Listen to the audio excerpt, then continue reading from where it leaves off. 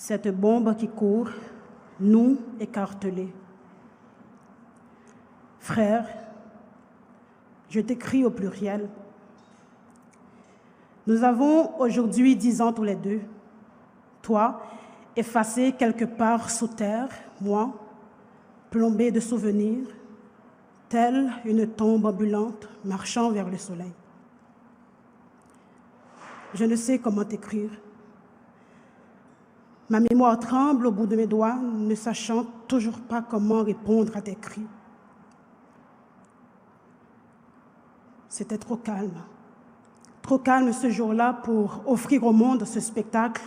Nous, enfants orages, meneurs de buis, c'était trop calme pour une tragédie, notre tragédie. J'ai entendu les coups, une bombe.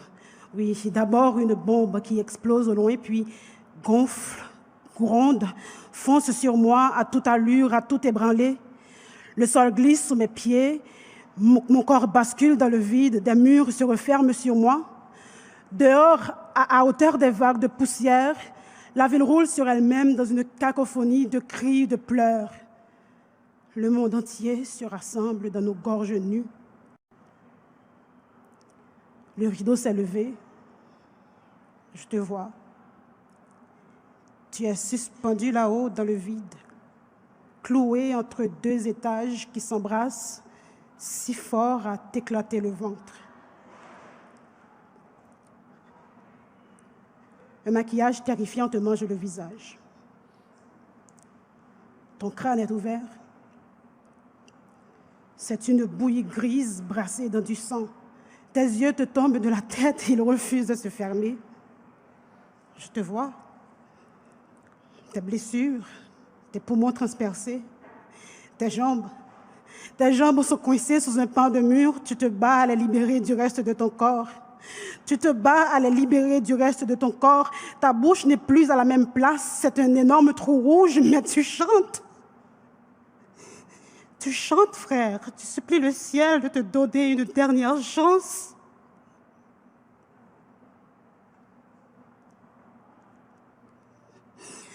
Je suis née dans ce cri. Depuis, j'essaie de démêler de nos incertitudes ce que sera l'avenir.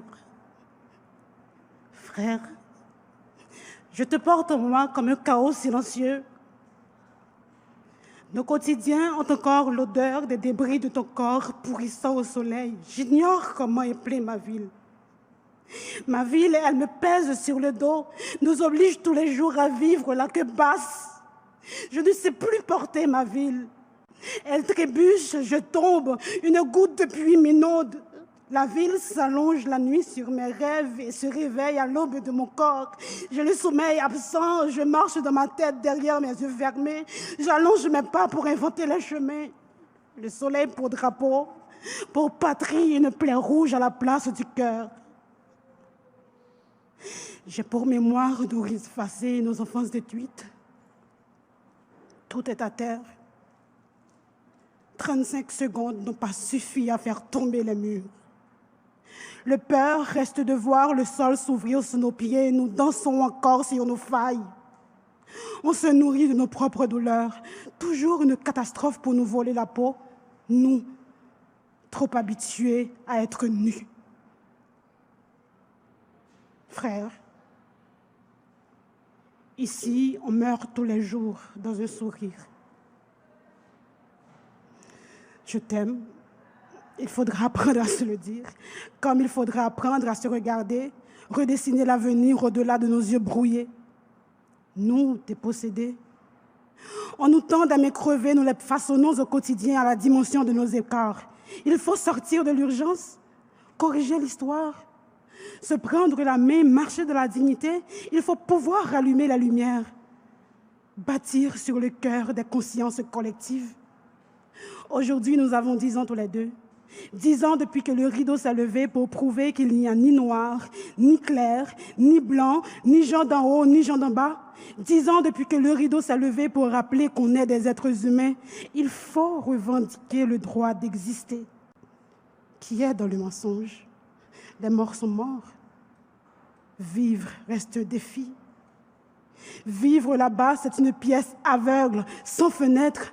Ça ne doit pas suffire d'être debout point levé. Les murs, il faut pouvoir les abattre. Les murs, il faut pouvoir les abattre. Accrocher des arcs-en-ciel à la hauteur de nos rêves, de nos fiertés.